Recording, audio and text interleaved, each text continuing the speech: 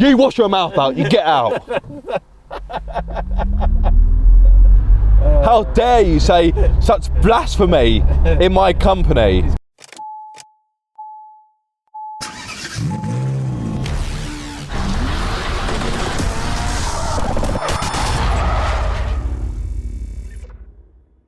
When MG returned to the UK market in 2011, it was a very different proposition to MG of old. Long gone were the sports cars. They were consigned to the pages of history, and in their place you had conventional value for money family cars.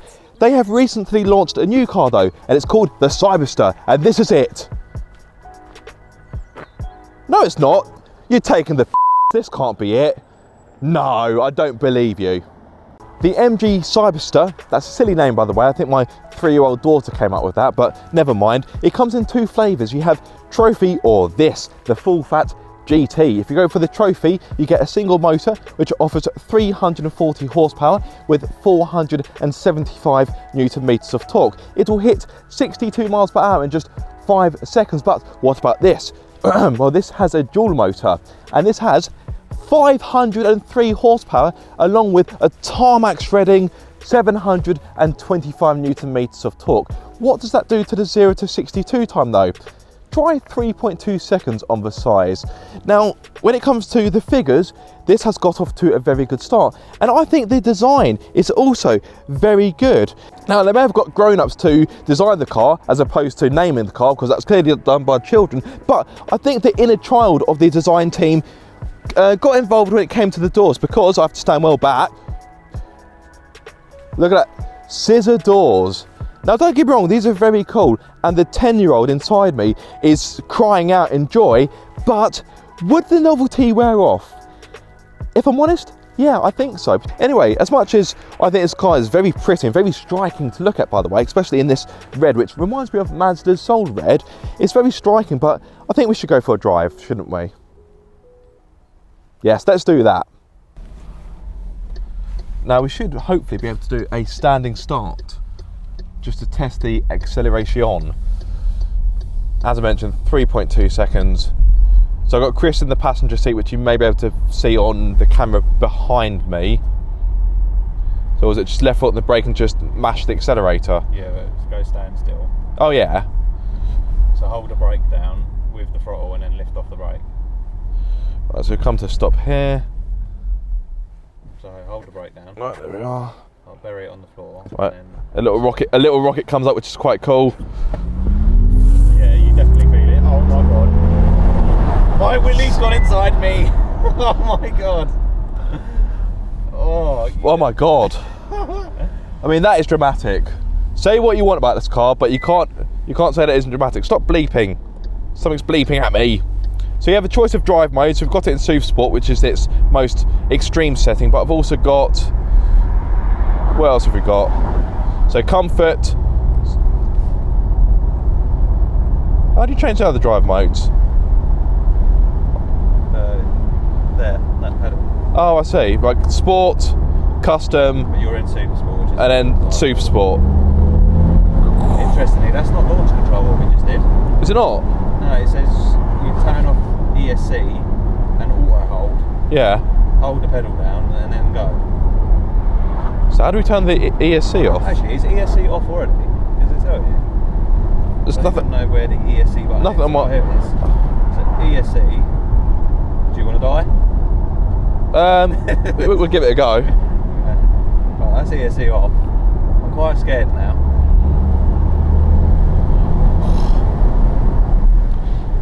Don't get me wrong, this is a quick car. The problem is, It doesn't The- feel quick once you're on the roll. the elephant in the room is weight. So this is the dual motor car. So from a bit of light research, if you go for the dual motor version, it adds 100 kilograms on. Whoa.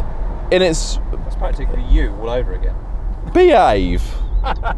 In its base form, if I'm not mistaken, this is 1,850 kilograms, which for a sports car is just frankly too heavy. So if you go for the GT, you're looking at almost 2 tons. For context, that's 2 MX-5s. No, that's not even. I'm not even exaggerating. That's 2 MX-5s. That is absolutely crazy. Right, if we've got some space here, Yeah. we'll do it again because I've turned auto hold and ESC off. So we want to go right here, don't we? Yes, we do. Yes, we do, yeah. Right, and you're in Super Sport. I'm in Super Sport. Yeah. Didn't know it was in a bagay. Right, okay. I think we're good. Right, do this nice and quickly. Right, okay. Ooh. I'd say if that felt just as quick. Yeah, it didn't feel any different. But yeah, that is brisk. Do you see what I mean in the driver's seat? It doesn't feel as the same Yeah, as in the passenger seat, I thought my lungs were about to come out. Like, I've genuinely got a tingle in my willy from it. I think that might be too much information. Oh my word! I mean that. I think when you like at slow speed, when you boot it, it's got loads to give, and then it sort of just tapers off. Right, I'm putting ESC back on. Probably a good idea. So it's a wet day. It's a wet day. We've all got heated steering wheel. That's nice. Pretty ideal for a day like today. Now, what about range? So, if you go for the trophy version with the single motor, you're looking at 316 miles of range, which I think for this type of car is pretty commendable. You put my heated seat on, haven't you? I'm not going to complain though, because it's quite nice. If you go for this, the GT, the range falls down to 276 miles. Now this has a 77 kilowatt hour battery. If you use the right charger, so a 150 kilowatt charger, you can get this from, I think, 10 or 20% to 80% in a little under 40 minutes. Which, okay, granted, is still not super fast, but it's not bad. It's not bad. I am trying to have as open mind as possible, but yeah, as if you know me well, you'll know that I'm not a big fan of EVs, but this.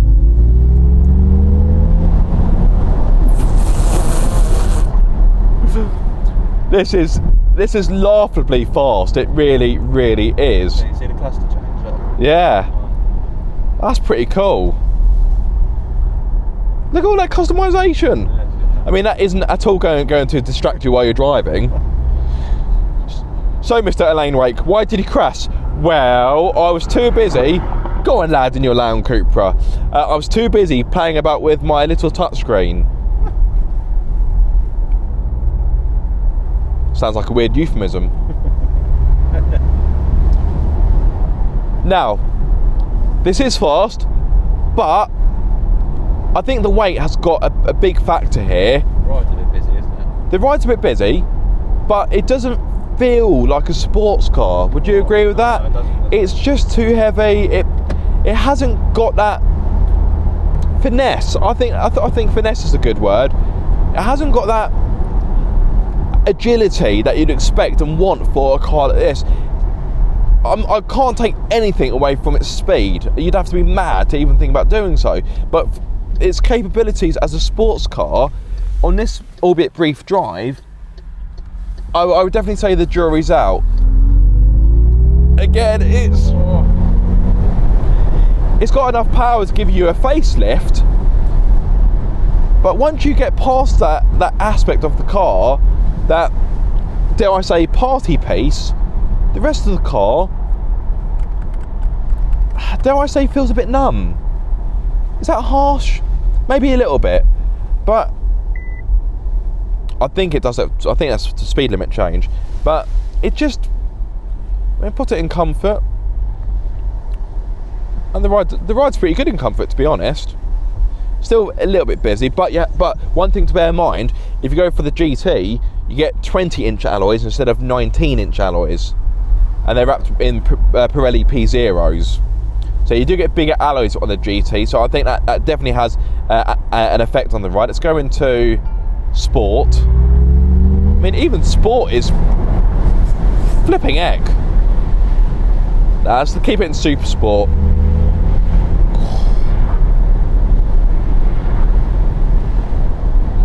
Let's talk about the steering. The steering is okay. I wouldn't say it's overly impressive. The weighting is not bad. I would like it to be heavier. Chris, you've driven this car. What do you think of the steering? Yeah, I agree. Heavier would be nice. Again, Yeah. Something you would expect from a sports car. I feel somewhat disconnected from the front end. Yeah. And I feel with the regenerative braking in this as well, when you're at speed, the pedal doesn't feel like it's giving you enough. yeah, And that's generally because of regenerative braking. I like the tech, although dare I say it's a bit too much. Yeah. It's a bit overcooked in here, and what I mean by that is all the tech is very impressive. It's I think someone could easily be overwhelmed in here. Imagine sticking your grandmother in this and getting her to drive it. Yeah. She'd have a fit. She wouldn't know what to do. There is a lot going on. She'd be like, my MG had a choke. Why has this got 4 screens in it? It's got more screens than my house. But yeah, there's a lot to look at. It is a bit of a sensory overload. I won't lie. I think once you get to learn the car, you'd understand its foibles and its characteristics a bit more.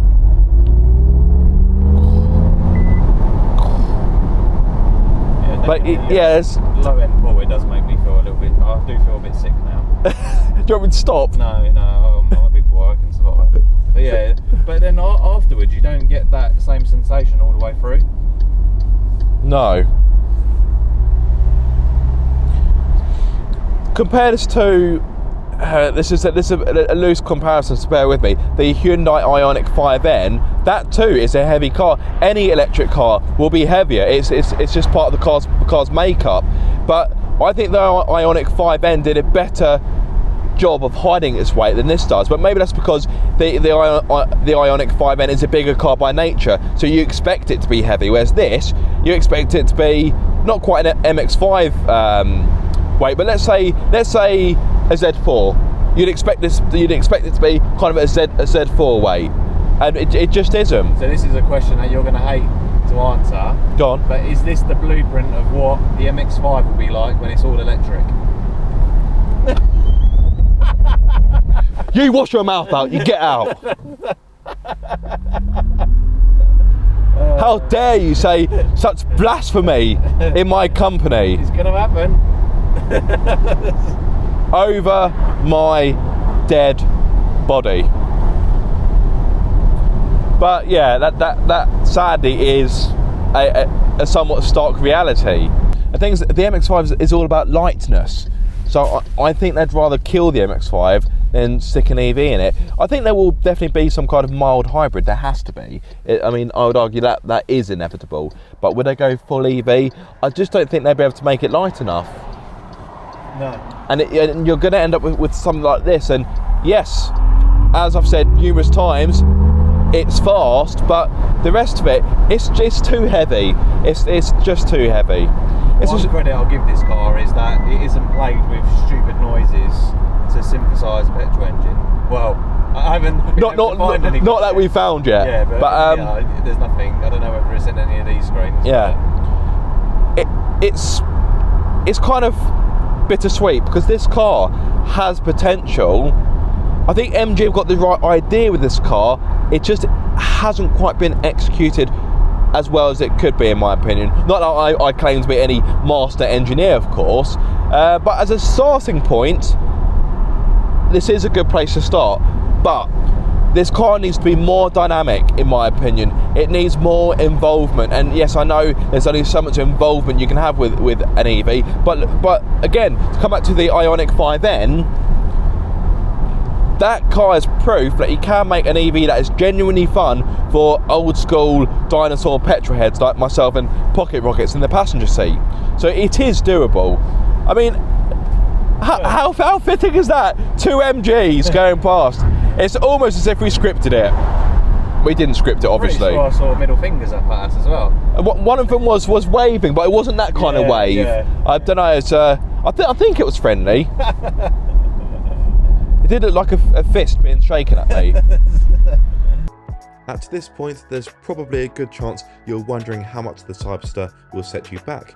If you opt for the trophy, you're looking at £54,995, and if you go for the GT, you're looking at £59,995. Both models include features including electric folding roof, launch control, 7-inch touchscreen, wraparound 3-screen cockpit, smartphone connectivity, 8-speaker Bose sound system, 360-degree parking camera, and of course those scissor doors.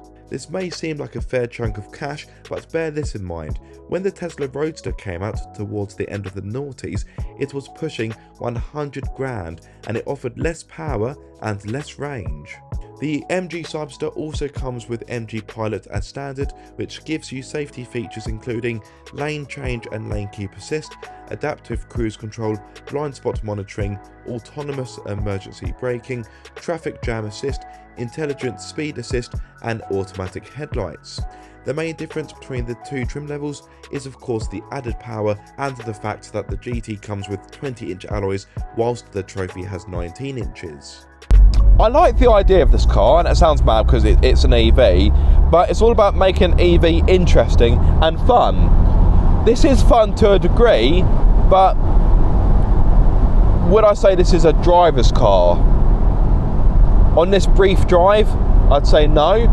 I would, however, like to spend more time with this car. So MG Motor UK, if you're watching, I would love to have one of these for a week. I'm making maybe do some kind of road trip. I don't know, maybe go from Longbridge to somewhere. I don't know. I'd have to think of something. But I would like to spend more time with this car.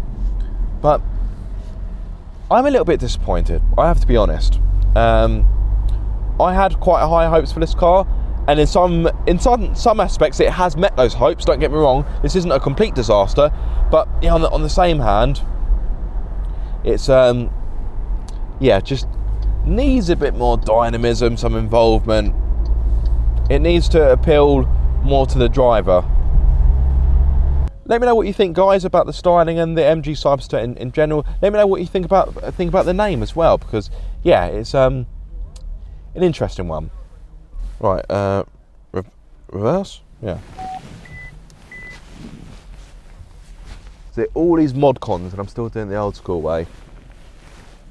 Right, just get parked up and I can conclude this video. So guys, I do hope you have enjoyed this video or found it useful.